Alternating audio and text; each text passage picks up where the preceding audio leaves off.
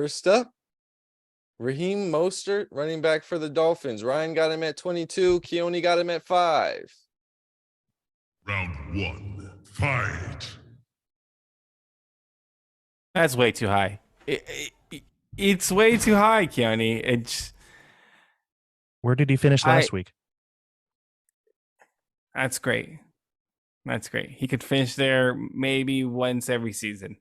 But realistically, he's an RB2. This team wants to pass the ball. They were struggling to pass the ball last week versus the Patriots, and they're not going to struggle more than once. I mean, this is one of the best offenses football. I'm sorry, Mostert is probably a guy who gets 70 yards and a touchdown, which is good. Great job. He's not a great pass catcher, but he probably gets 1-2 receptions. You know, his ceiling is just capped, and I just think that you live a little too much on the week-to-week basis, so you got to look at the long-term distance. And I don't think that he's great enough to have back-to-back weeks in the top 10, and certainly not top 5.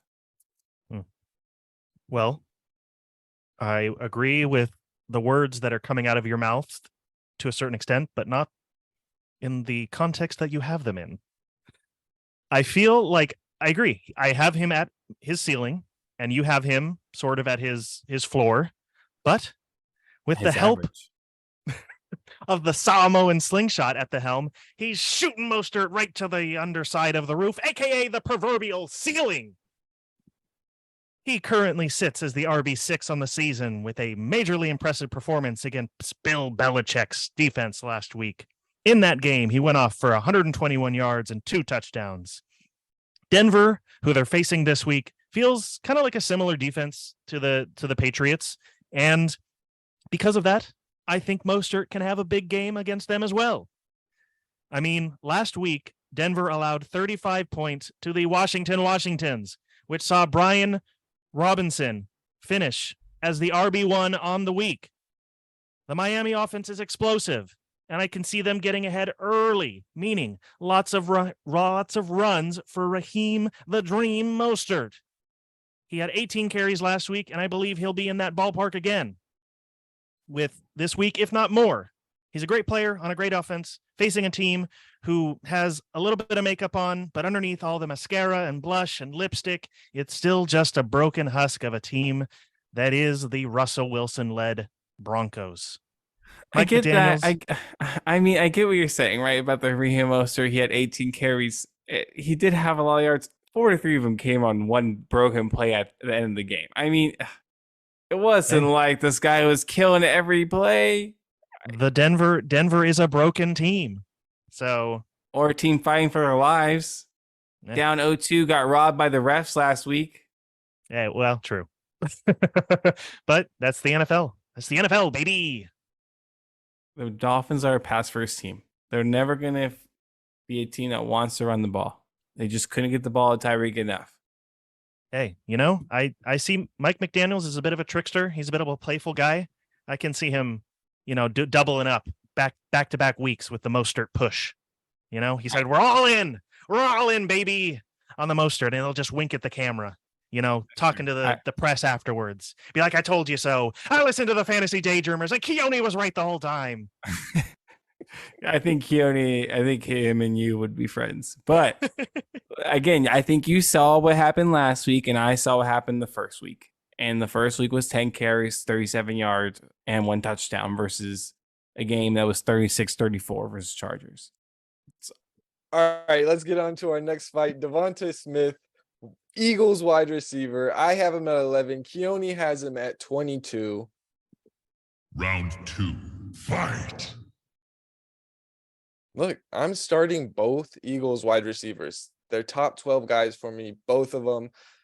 And DeVonta Smith, I mean, A.J. Brown's really good. I think he's clearly the alpha there. But DeVonta Smith is not far behind. 10 targets in week 1, 5 targets in week 2. But he had 131 targets in week 2. He scored a touchdown in both games. Yes, this is a pretty difficult defense in Tampa Bay that they're going against, like we talked about with DeAndre Swift, but it's a much better defensive line than secondary. And with 2 wide receivers and Dallas Goedert, I think they're going to have a little bit of trouble slowing down this Eagles passing game. And it's just going to open up the field for all 3 of them, really. DeVonta Smith is super athletic, skinny guy, can win routes, goes up and gets the ball, can score touchdowns. Like I said, I mean, how are you not going to play him? I mean, that's fair. Yeah. I would like for that to be the case. But this team to start the season has looked a little bit rusty compared to last year. And although Smith, has been the go-to guy for these first 2 weeks with 11 receptions, 15 targets, and 178 total yards, with 131 of those yards, not targets, in this past game, and a touchdown in each week. He's been the better, of the Batman and Robin duo so far, almost looking like Nightwing out there, an upgraded version. We have 2 Batmans. We don't fuck around with the Robin shit. I'm just letting you guys know. Yeah, I agree. Yeah. Okay. Just hence the Nightwing part.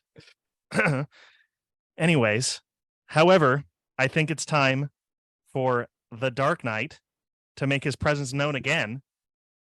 And we all saw it. AJ Brown let Jalen Hurts know he was hurting for more targets on the sideline. And I think Hurts will oblige this week, making it an AJ Brown week versus a DeVonta Smith week. So I think he'll take a little bit of a backseat to the Cape Crusader, but I can see him finishing high, but I think it's an AJ Brown week. So while they have the possibility of having a week where both do great, I think just kind of to appease AJ Brown a little bit for his, not having that many targets, I think it's going to be an AJ Brown week, meaning DeVonta Smith is going to, slide a little bit back. But yeah, still, they're both very viable.